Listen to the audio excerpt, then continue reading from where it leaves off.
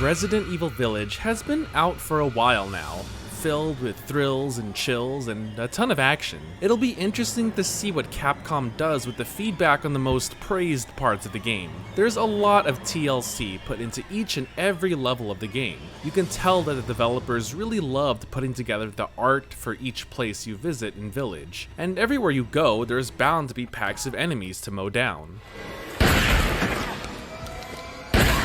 Resident Evil Village is a lot like RE4 in the sense that it's more action heavy. I would even go so far as to say there's not really any item or resource management in this game, as you're never really short on ammo or weaponry. The crafting system boils down to deciding what kind of ammo you want for the situation you're in, but you'll never exactly run out of ammo. This is important to understand because to me, the best parts of the game, the sections that left a good impression on me personally, were all the areas where combat wasn't an option. I'm talking about Lady Dimitrescu chasing you after cutting your hand off, House Beneviento, the reservoirs just before fighting Moreau, avoiding the first giant wolf, and the mechanical Soldat Panzer soldiers that you pretty much have to run from. These frantic moments where you have no choice but to run and survive are the intense, big contrasts to the rest of the game, which have you shooting and blowing up zombies. Some people like it, and others thought it dragged on too long. The regular mechanical soldiers you fight make for an interesting enemy variety. These sections spice up the general flow of gameplay because now you have to actually aim, watching their movements and making sure you don't lead yourself into a corner.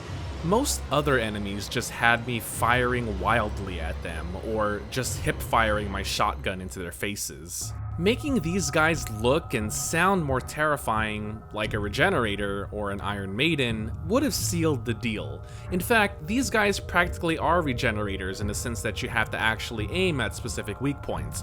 But their current aesthetic more so reminds me of having to fight Garradors, the blind Wolverine guys from RE4, and those guys weren't exactly terrifying either, just annoying to fight.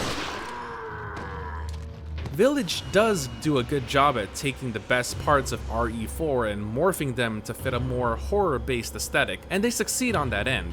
But after all the landmine explosions, running and gunning from fast-moving enemies, my brain seems to easily forget about 70% of the game, and all that I do remember from my first playthrough is the small 30% of actual horror. The moments when I couldn't simply fight my way out of a situation by unleashing all of my ammunition at once. The developers may have put a lot of time and energy into each level, but it's ultimately a mishmash of different ideas, wanting to pit newer Resident Evil style gameplay versus older Resident Evil style gameplay and seeing what parts stick. I have yet to actually finish my second playthrough of Village, mostly because I think the game has a hard time keeping my attention. But it's all presented really well, and it looks gorgeous.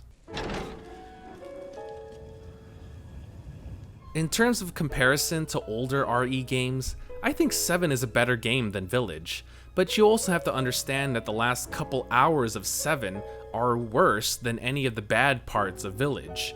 And of course, Resi's 1 and 2, even their remake counterparts, far exceed Village. But don't mistake that for me claiming Village is a bad Resident Evil game. In fact, it's one of the more superior titles in the long-running franchise.